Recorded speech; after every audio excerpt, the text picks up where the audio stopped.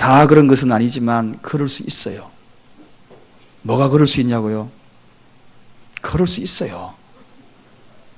언제부터인가 나도 모르는 사이에 기쁨도 없고 말씀의 확신도 없고 신앙이 오늘 본문에 이야기한 것처럼 미지근한 상태.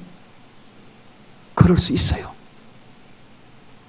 과거에는 그래도 어떤 어려움이 있어도, 어떤 아픔이 있어도, 어떤 눈물이 있어도, 어떤 괴로움이 있어도 다 이겼는데 주야 주야 하고 그저 성경에 나와 목이 터져라 부르면서 기도하고 그러면서 또 예배 때마다 그냥 아멘 아멘 하고 그리고 할렐루야 하고 그렇게 했는데 요즘 내가 왜 이래?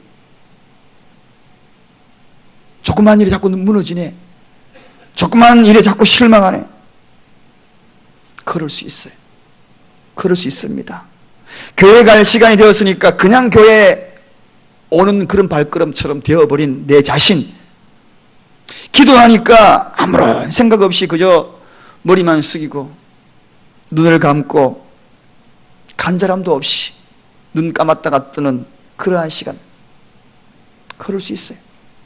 찬양을 불러도 남들은 열심히 부르는데 내 입은 그저 립싱크 하는 것처럼 입술만 들었다가 띄었다가 그런 마음, 그럴 수 있어요. 말씀을 들어도 가슴이 좀 뜨거워야 될 텐데 뜨겁지도 않아. 냉랭해. 교회 헌신과 봉사를 해도 기쁨으로 하는 게 아니야. 가을이 되니까 마치 고추 잠자리들이 들녘에 날아다니는, 애들이 그 잠자리 잡겠다고 잠자리치 들고 막 들고 따라다니면 맴맴 돌면서 뱅글뱅글 도는데 정말 신앙생활이 뱅뱅뱅뱅 잠자리채에 안 잡히기 위해서 돌고 돌고 돌고 맴돌고 있는 그런 모습처럼, 그럴 수도, 그것도 그럴 수 있어요. 그래서 가슴이 답답하면서 결실의 계절 가을이 다가오는데 내 가슴은 왜 이렇게 답답해? 내가 요즘 왜 이래? 이래서 안 되는데 하면서 생각은 갖고 있는데 뜻대로 안 되는 마음, 여러분 이해합니다. 그럴 수 있어요. 어쩌면 오늘 본문에 미지근한 라오디게아 교인들처럼 차지도 않고 더웁지도 않고 그저 밍밍한 그런 모습이 내 모습이 아닌가. 저는 그 모습을 생각하면서 생각했어요. 그 길이 어떤 길일까? 영적인 사막길을 걷고 있는 자들의 모습이다. 영적인 사막길.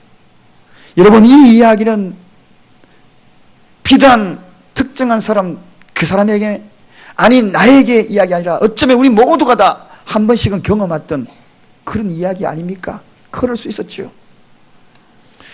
그러면 우리가 이 영적인 사막길을 계속 걸어가야 하는가? 그냥 이 상태에서 계속 하루하루 그걸 알면서도 걸어가야만 하는가? 아니죠.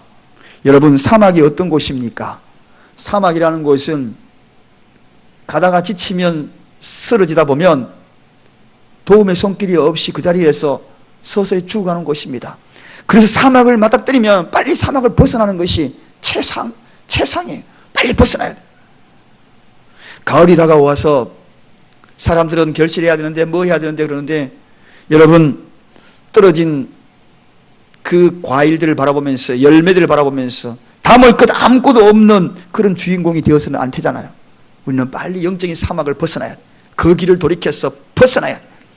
그 벗어나기 위하여서 오늘 본문을 생각하면서 행여나 오늘 이 자리에 그럴 수 있다라고 제가 전제하면서 말씀드린 그런 분들, 오늘 이 자리에 계시다면 영적인 사막길 그 길 계속 가지 마시고 벗어납시다. 벗어나시기를 주님의 이름으로 축원드립니다. 여러분, 누구든지 그 길을 걷고 있을 수 있어요. 그게 잘못한 게 아니에요. 오늘 그 길을 걷고 힘에 겨운 여러분에게 하나님께서 여러분을 불러주신 것은 사막길을 벗어날 수 있는 길을 제시해 주기 위해서 저와 여러분 부르신 것입니다. 그러면 먼저 어떻게 해야 이 영적인 사막에서 벗어날 수가 있을까? 먼저 원인을 찾아야 합니다. 왜 그럴까? 언제부터 이런 일이 나에게 있었을까? 무엇이 나를 영적인 방황으로 만들어버렸어? 사막에 그 길을 걸어가게 했을까? 도대체 이유가 뭔가라는 것입니다. 여러분, 질병의 원인을 알아야 합니다. 그 원인을 알아야지 치료가 가능하거든요. 여러분, 무엇 때문에 어떤 계기가 되어서 지금 그렇게 되어버리고 영적인 방황, 영적인 침체 건너편 빠져버렸나요? 발이 쑥쑥 빠지는 모래밭을 지금 걷고 있나요?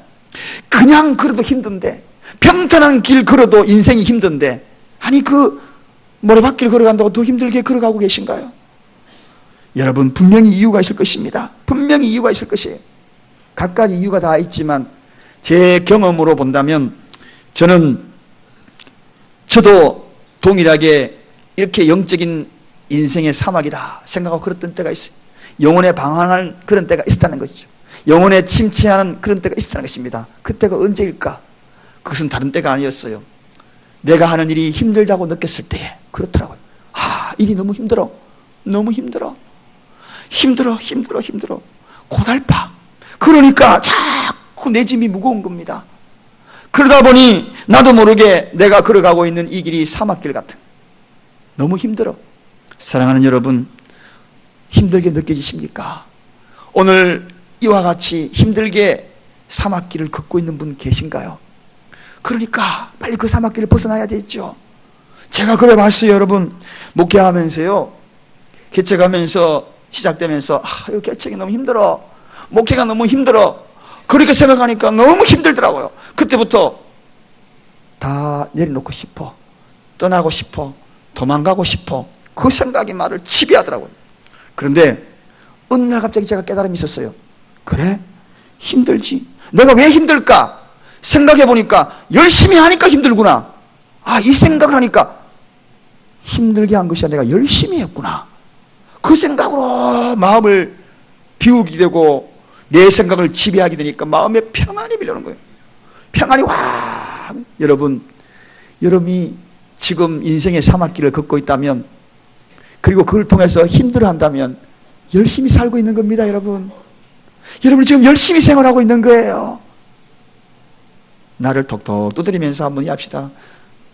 자기에게 한번 격려하십시다. 나는 너무 열심히 살고 있는 거야. 한번 인사하십시다. 시작. 나는 지금 열심히 살고 있는. 그래요. 열심히 안 사는 사람 배짱이 같이 살아보세요. 힘들다 소리 나오는가?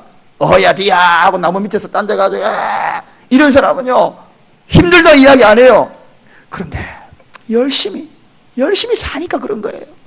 아둥바둥 열심히 살고, 어떻게 하면은 우리 가정, 어떻게 하면은 내 삶, 내 인생 좀 더 나아진 삶이 될까? 자식들 그저 공부 좀 시켜가면서 좀 뒷바라지하고 우리 가정 좀 어떻게 가정을 위해서 살아볼까? 그러다 보니까 힘든 거예요. 그런데 그 힘든 것을 힘들다 생각하니까 그래서 지친 거예요. 그래서 고달픈 거죠.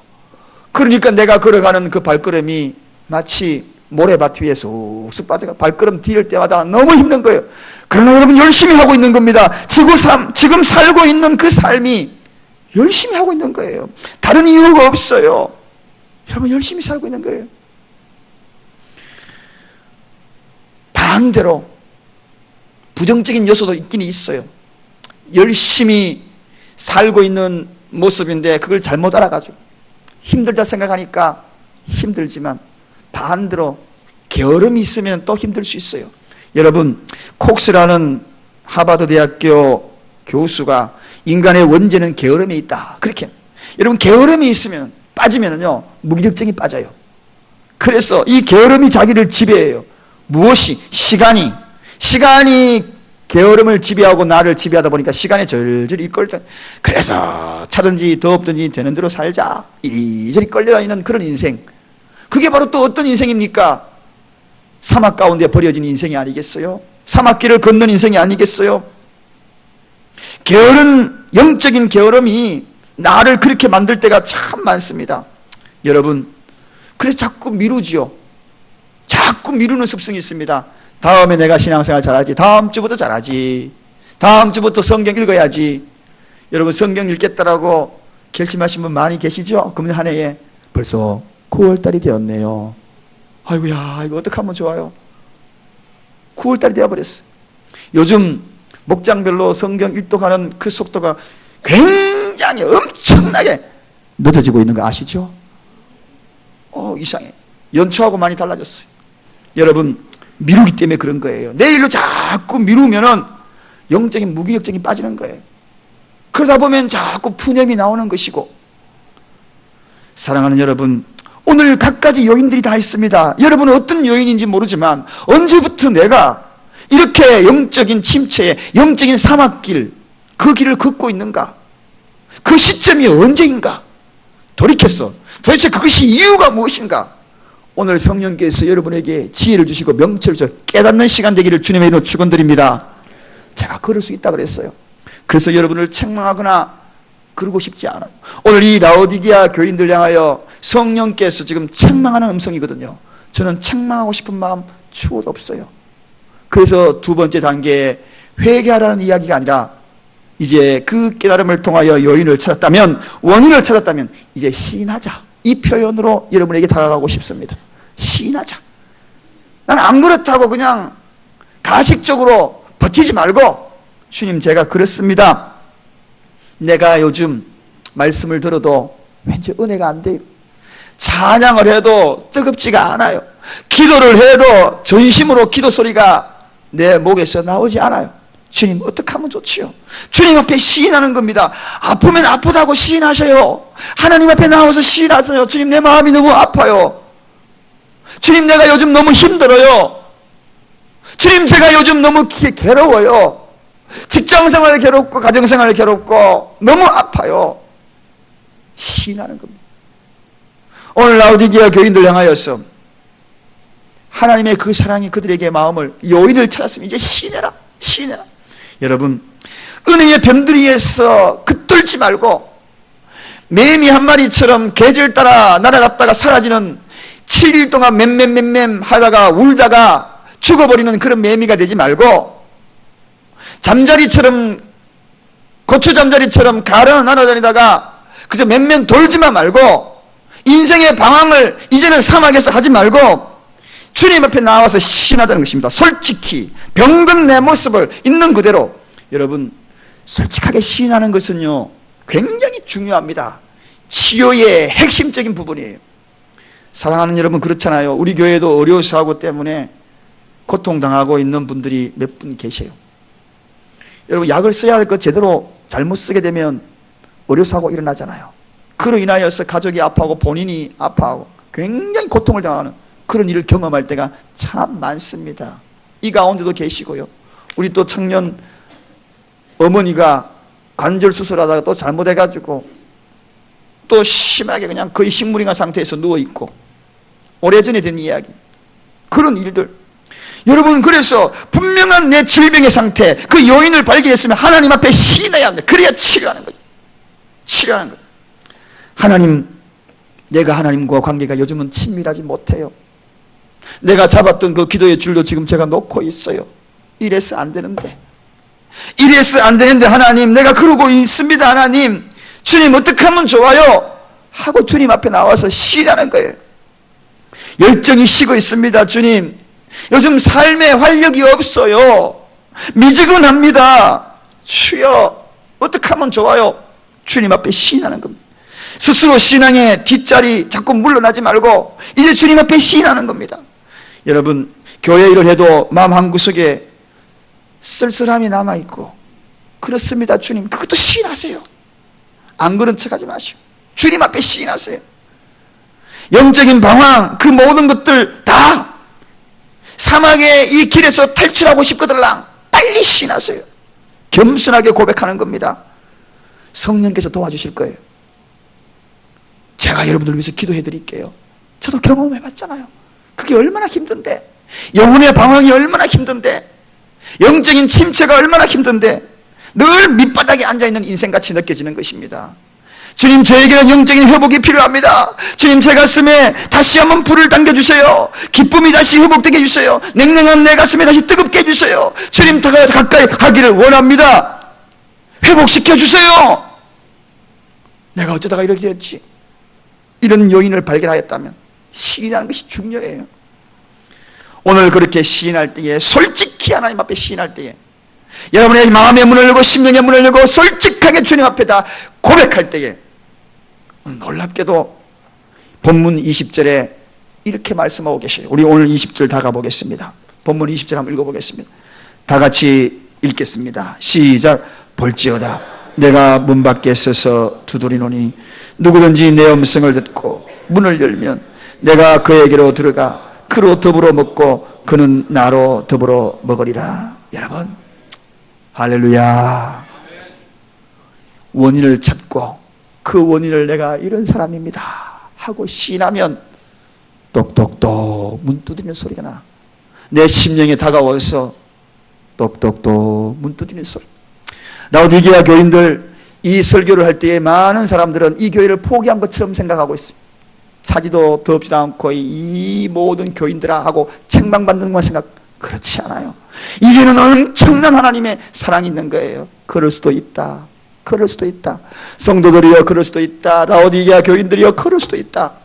그러니 그 요인을 발견하고 이제 주님 앞에 나와 시인하면 내가 문 밖에서 두드릴게. 누구든지 내 음성을 듣고 문을 열면 내가 들어갈게. 사랑하는 여러분, 이 이야기는 무슨 이야기일까요?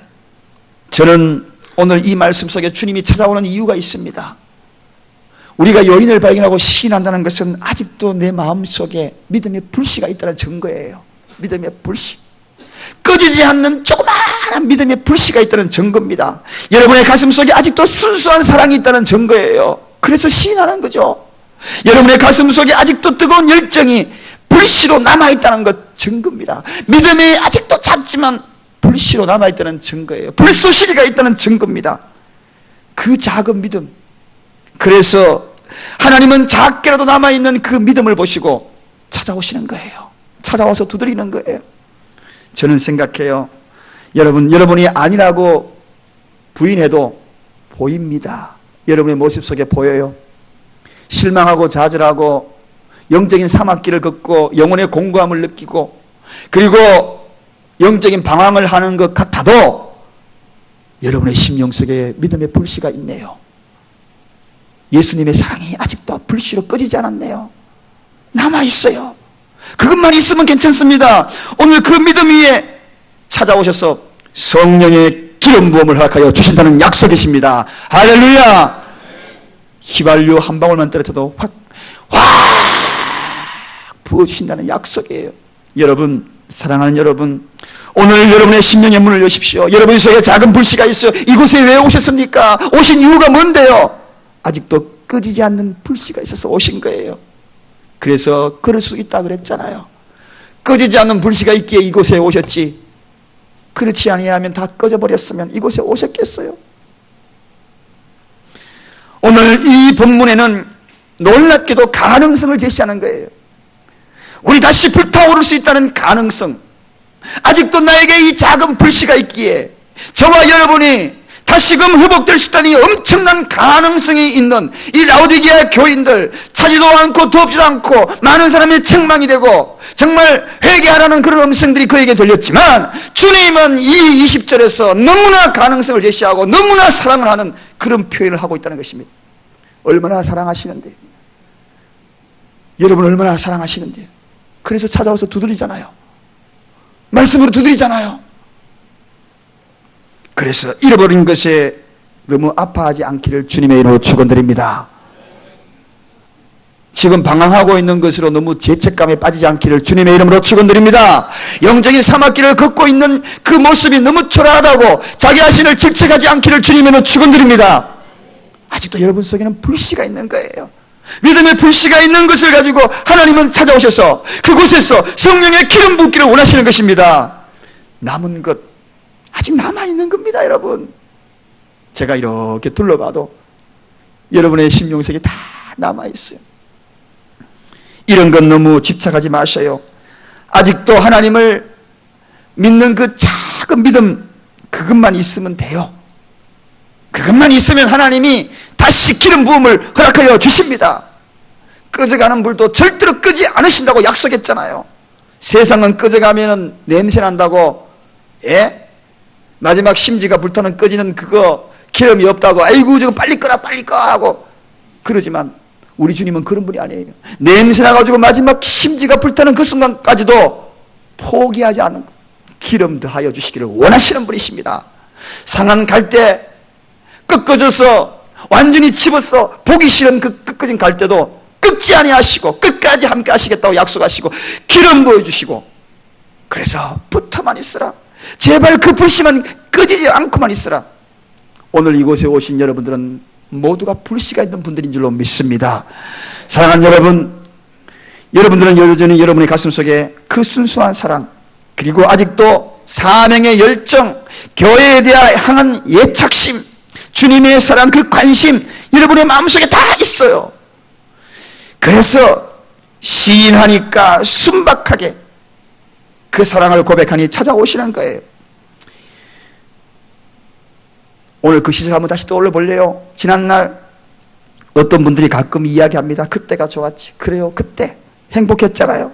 열심히 찬양 부를 때, 힘들어도 기도하면서 불쑥불쑥 힘을 공급받을 때, 그럴 때가 언제였나요? 말씀 들을 때 나도 모르게 콧등이 찡하고 말씀의 매력에 빠졌을 때, 그때가 언제였나요? 곰곰이 생각해보니까 하나님과 나와의 관계, 그렇잖아요. 그 관계가 좋았을 때, 관계가 좋으면은요, 감동이 아주 쉽게 오는 거예요. 그저 관계가, 하나님 관계가 되게 좋으면, 하나님 이 이야기만 해도 갑자기 가슴이 뭉클한, 관계가 사라지면 하나님 주여 주여 아무리 불러도 감동이 없잖아요. 근데 관계만 좋으면, 그 관계, 여러분 주저하지 말 것, 그리고 망설이지 마셔요. 기다리지 말고 이제 주님 앞에 찾아가는 거예요. 내가 찾아가는 거예요. 시인하면 갈증이 생겨요.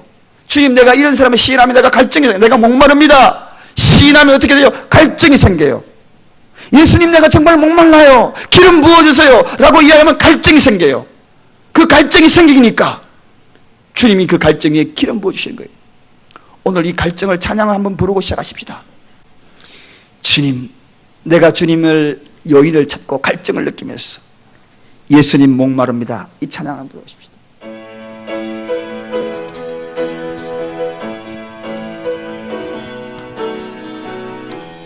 예수님 목마릅니다. 오시어 기름 부으소서. 주님을 사모합니다. 주님을 기름 부으소서. 사랑하는 여러분, 여러분의 본심이 신앙생활을 접겠다는 본심은 아니었지요. 주님을 떠나겠다는 본심은 아니었지요. 그러면 다시 회복하는 것이 중요하겠죠. 왜 하나님과 아무 성산 없는 대결을 끝까지 하려고 합니까? 이제는 그만 버티십시다. 하나님이 정말 여러분을 축복하기를 원하십니다. 행복하기를 원하셔요. 남아있는 작은 불씨 위에 성령의 불로 기름 붓기를 원하시는 것입니다. 사랑하는 여러분, 다윗은 그걸 알았어요. 다윗이 그걸 알아가지고 구원의 기쁨 다시 회복시키며 변치 않는 마음 내 안에 주셔서 그 구원의 기쁨 다시 회복시키시며 변치 않는 마음 내 안에 주소서. 사랑하는 여러분, 아직도 여러분의 마음속에는 믿음의 불씨가 있습니다. 그 구원의 기쁨 다시 회복하는, 이제는 사막길을 더 이상 걷지 마십시다. 빨리 나와야 돼요. 베드로가 예수님을 배반하고 도망자가 되어서 다시 고향 땅으로 돌아갔어요. 모든 걸 다 안 내려놓고 고향 땅으로 돌아갔어요. 인생의 모든 것이 너무 힘들어 다 내려놔 버렸어요. 그리고 생업에 들어가서 그물을 깁고 있었어요. 십자가에 매어달린 예수, 초라하게 죽어간 예수를 바라보며 실망했어. 다 포기했어요. 그런데 그 현장에 주님이 찾아오셨잖아요. 부활하신 주님이 찾아오셔서 뭐라 그랬나요? 요한의 아들 시몬아, 네가 날 더 사랑하느냐? 요한의 아들 시몬아, 네가 날 더 사랑하느냐?